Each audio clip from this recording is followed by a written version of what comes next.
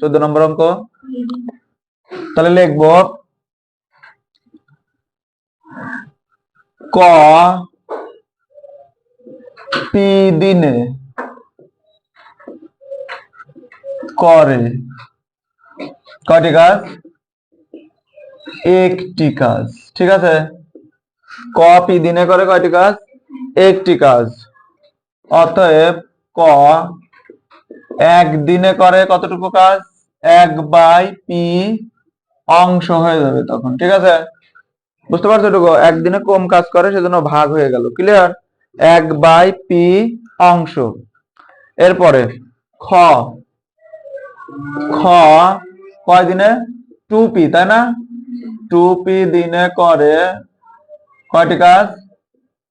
একটি কাজ। এটুকু ক্লিয়ার? খ বলছে যে 2p দিনে করে কতটুকু কাজ? একটি কাজ। বুঝছো? এখন খ এর একদিনেরটাও বের করবো। অতএব খ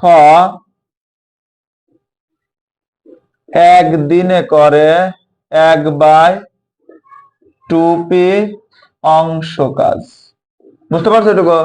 এখন দেখো খ আবার আর দিনে করে কিছু অংশ কাজ, তাই না? এখন খ এর আর দিনেরটা বের করব। খ আর দিনে করে বেশি না? তাহলে 1/2p গুণ আর অংশ। তাহলে এটা উপরে আছে, গুণ করলে কি হবে? r/2p অংশ। ক্লিয়ার? তার মানে খ আর দিনে করে কতটুকু অংশ কাজ? r/2p অংশ কাজ। বুঝতে পারছো? তারপরে এখন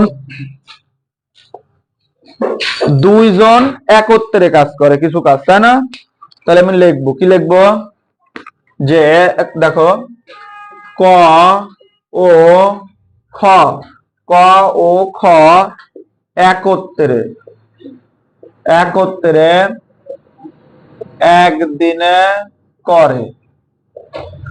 ক ও খ একত্রে একদিনে করে কতটুকু কাজ? ক একদিনে করে কতটুকু কাজ? 1/p অংশ, আর একসাথে করবে সেজন্য প্লাস। খ একদিনে করে কতটুকু কাজ? 1/2p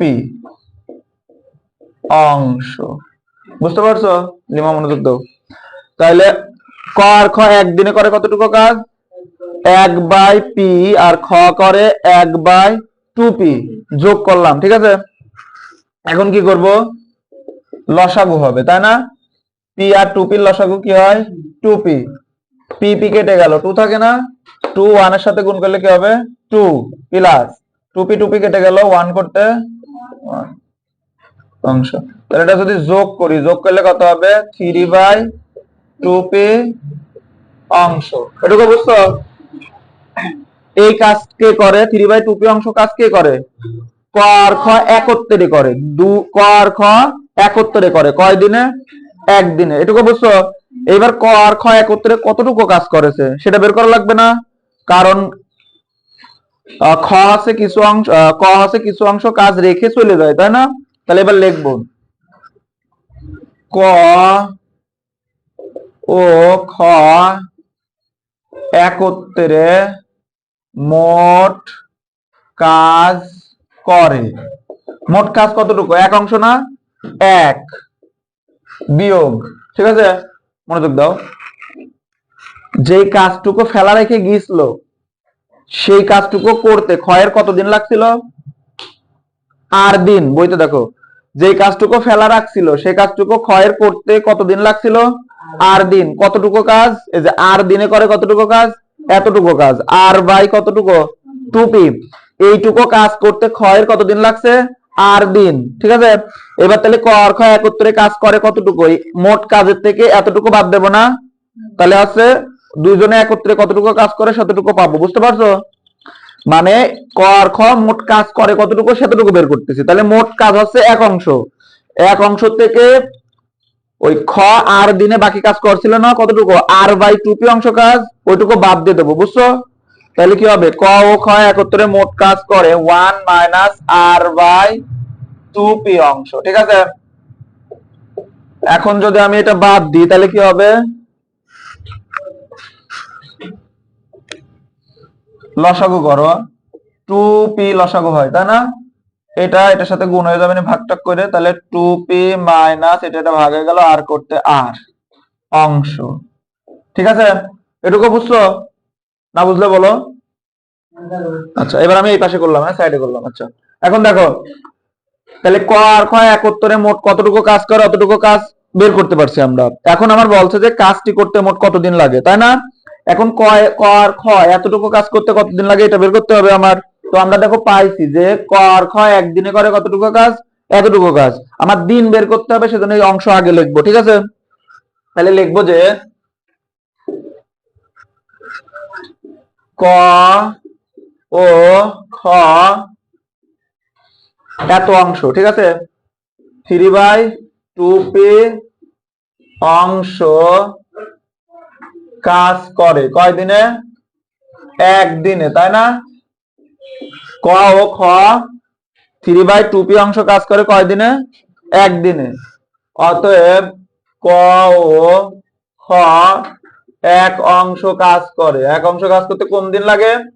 সেজন্য কি হবে, ভাগ হবে। আমি এইভাবে ভাগ করবো, 1 ভাগ 3/2p দিনে। বুঝতে পারছো? হ্যাঁ, 1 ভাগ 3 কি লাগলাম 2p দিনে। এবার ক আর খ একত্রে কাজ করে কত অংশ? এত অংশ না? তাহলে লিখবো অতএব ক ও খ কত অংশ হয়ে যায় এটা? 2p minus R divided by 2p অংশ কাজ করে বেশি দিনে, সেজন্য গুণ হবে 1 ভাগ 3/2p গুণ 2p minus R divided by কি হবে 2p দিনে। বুঝতে পারছো এটুকু? হ্যাঁ, আচ্ছা তাহলে এবার কি হবে দেখো, 1 ভাগ থাকলে গুণ চিহ্ন তো উল্টা যায়, এটা উপরে যাবে। 2p ডিভাইডেড বাই 3 গুণ 2p minus R divided by 2p। বুঝতে পারছো? তাহলে এটা উপরে নিচে কি হয়ে যায়, কেটে যায়, তাই না? তাহলে আমার কি থাকে, এটা 2p minus R divided by 3 দিনে। এটুকু ক্লিয়ার? আমার এখন অঙ্কে বলছে যে মোট কাজ করতে কতদিন সময় লাগে। এখন মোট কাজ করতে কতদিন সময় লাগে ওইটা কিভাবে বের করব? ক আর খ কাজ করছিল এতদিনে, আর কাজ ফেলা রেখে গেছিল, ওই কাজটুকু খ করে কয় দিনে? আর দিনে। তাহলে মোট কাজ করতে সময় লাগে কতদিন? অতএব মোট কাজ করতে সময় লাগে সমান সমান দিলাম এইটা 2p minus R divided by 3 যোগ হবে ক্ষয়ের বাকি কাজ করতে আর দিন লাগছে, ওই আর যোগ হবে। বুঝতে পারছো? 3, ঠিক আছে, লসাগু করতেছি। তাহলে 2p মাইনাস আর প্লাস এটা গুণ হয়ে যাবে নি ভাগ করার পরে 3r, তাই না? তাহলে যদি করি যোগ বিয়োগ করি তাহলে 2p প্লাস কি হবে 2r হবে ডিভাইডেড বাই কি হবে 3। বুঝছো? এখন আমার এখানে 2 কমন যাবে নি, তো আমি 2/3 একবারে কমন নিয়ে নিলাম। কমন নিয়ে নিলে এখানে কি থাকবে নি, p